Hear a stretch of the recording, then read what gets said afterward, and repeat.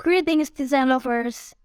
Di kesempatan kali ini saya akan membahas 4 karakteristik UX design yang baik ya pada sebuah aplikasi, yaitu nama Duolingo. Nah, Duolingo ini merupakan aplikasi pembelajaran bahasa ya, berbagai macam bahasa ada di sini. Di sini saya telah memilih bahasa Jepang. Mari kita lihat 4 karakteristik tersebut pada aplikasi. Yang pertama, yaitu adalah useful atau berguna. Saya sebagai pengguna tentunya ingin mencari sebuah aplikasi belajar bahasa Jepang yang dapat meningkatkan pengetahuan saya ya.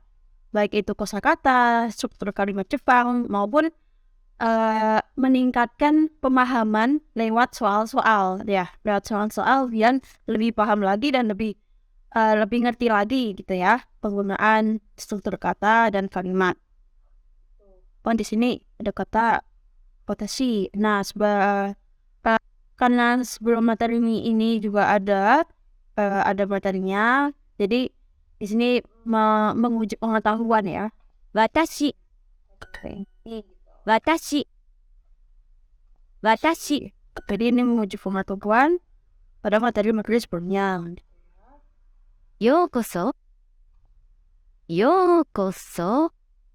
Nah, di sini ada audio bagaimana pengucapan yokoso secara normal dan bagaimana cara pengucapan yokoso secara perlahan-lahan gitu. Jadi ini memudahkan pengguna yang baru belajar tentang vocab ini agar mereka bisa menirukan dengan suara yang jelas dan benar terlebih dahulu ya.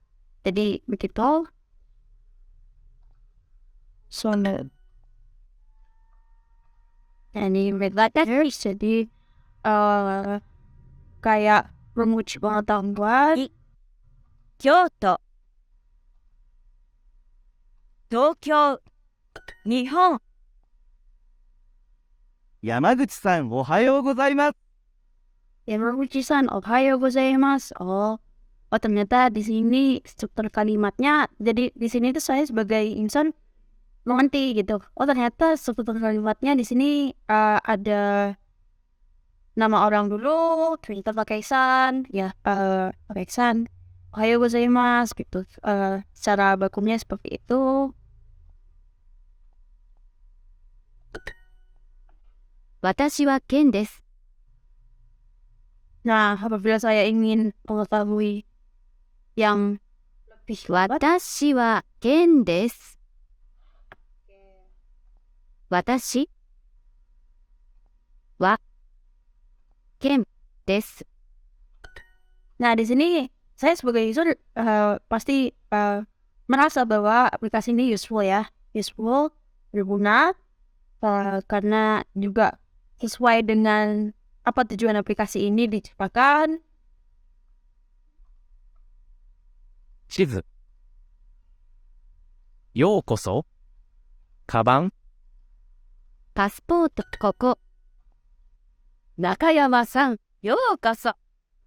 Dan aplikasi ini juga memiliki karakteristik usable. Usable yaitu mudah digunakan oleh penggunanya. Nah, dari awal tadi hingga sekarang ini saya mudah menggunakannya tanpa ada kebingungan ya. Jadi kayak nggak bingung. Tombol-tombol yang ada di sini juga tidak bingung gitu ya.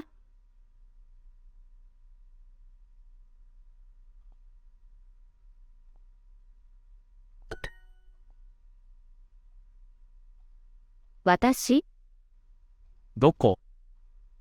パスポート、地図、カバン。中山さん、おはようございます。Saya cepatkan aja. おはようございます。山口さん。すみません、お名前はようこそ。はじめまして、お名前は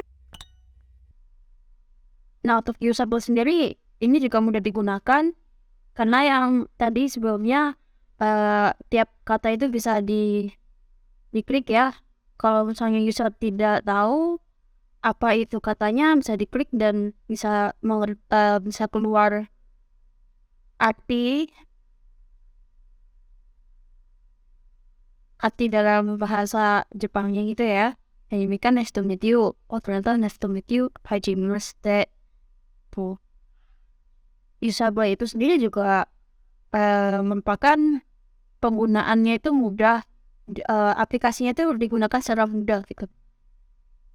Tanpa user bingung dengan はじめまして。 desain aplikasi tersebut gitu.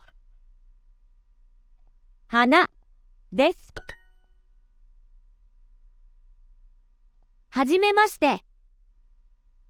お名前は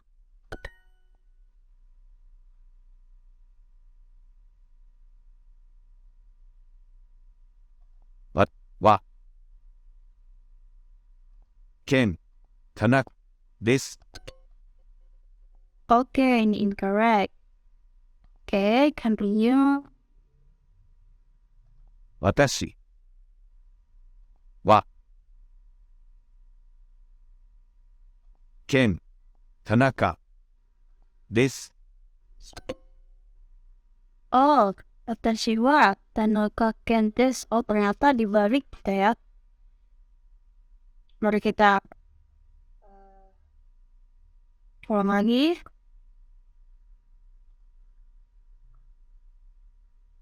私は Ken. 田中健です。 Nah, itu juga merupakan salah satu faktor untuk mempermudah user ya. Jadi salahnya apa? Tadi kan dikasih tahu tuh.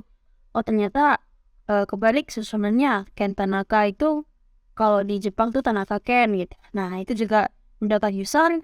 Jadi user tahu kesalahannya apa dan ketika dicoba lagi itu benar gitu ya.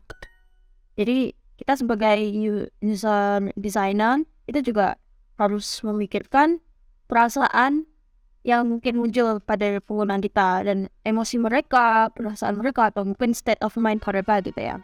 Jadi kita harus mengcounter kalau misalnya penggunaku merasa ini, aku menyediakan apa sih di aplikasi ini gitu ya. Nah di sini juga yang ketiga ya, ciri ketiga yaitu adanya enjoyable ya, enjoyable. Aplikasi yang enjoy gitu. Jadi yang membuat pengguna nyaman, yang membuat pengguna betah di aplikasi dan juga membuat pengguna itu memiliki value atau makna tersendiri gitu ya, meaningful gitu. Nah di sini di aplikasi ini karena banyak animasi yang juga membuat penggunanya semangat ya. Jadi tadi kan ada aplikasi yang kayak semangat, kayak animasi yang ekspresinya semangat dan juga animasi yang lucu-lucu. Nah itu juga salah satu kriteria yang dapat membuat pengguna menjadi enjoy gitu untuk menggunakan aplikasi. Nah tapi tentu saja sebagai UX designer juga kita tidak mulu-mulu memberikan animasi yang terlalu banyak juga gitu. Itu namanya kalau terlalu banyak juga nggak bagus kan kalau dilihat gitu. Nah itu jadi ada enjoyable ya, ada salah satunya yaitu enjoyable. Nah itu tadi sudah 3 ya. 3 karakteristik yang sudah kita dapatkan yaitu useful, usable, dan enjoyable. Ya, enjoyable dengan dia tandai dengan animasi yang lucu dan membuat penggunanya memiliki makna tersendiri gitu ya. Di sini juga ada gambar-gambaran lucu, enjoyable gitu ya. Nah, lalu yang selanjutnya yaitu ada equitable. Nah, equitable ini biasanya bisa kalian temukan di bagian setting. Di settingnya apakah ada beberapa customisasi tertentu ya yang bisa membuat kita sebagai penggunanya itu kayak lebih custom gitu, menggunakan aplikasinya lebih custom. Oke, di sini oh ada dark mode. Nah, ini dark mode itu berguna banget buat pengguna yang mungkin memiliki keterbatasan matanya untuk melihat hal-hal yang kontras, atau mungkin mereka emang banyak dari kita yang memang lebih suka daripada ini kan, lebih suka dark mode gitu. Nah, itu bisa kita ganti ke dark mode. Nah, itu juga merupakan salah satu desain yang equitable. Nah, itu bisa digunakan pengguna yang nggak suka terlalu light gitu desainnya, suka yang dark. Dan juga tentunya juga berguna untuk pengguna yang memang memiliki keterbatasan pada matanya begitu ya. Nah, di sini juga ada accessibility. Di mana accessibility ini ada listening exercise. Nah, ini kayak on semua. Jadi untuk listening exercise ini kan berguna ya bagi pengguna yang memang ingin mengasah listeningnya, karena kita juga bisa mematikan listening exercise ini. Jadi ini juga custom gitu ya. Animation juga agar memudahkan pengguna untuk mengetahui konteks dari aplikasi ini bagaimana. Nah, juga bisa dimatikan juga bagi pengguna yang nggak terlalu suka animasi yang terlalu banyak pergerakannya gitu ya. Nah, itu juga bisa. Nah, yang salah satu equitable itu ya yang itu tadi, yang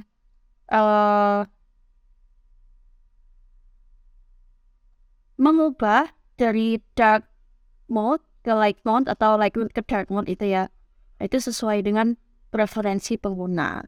Nah, pada beberapa kasus aplikasi tertentu mereka memiliki setting yang lebih banyak lagi ya, mungkin kayak memperbesar atau memperkecil ukuran teks agar memudahkan pengguna untuk melihat ukuran teks tersebut. Karena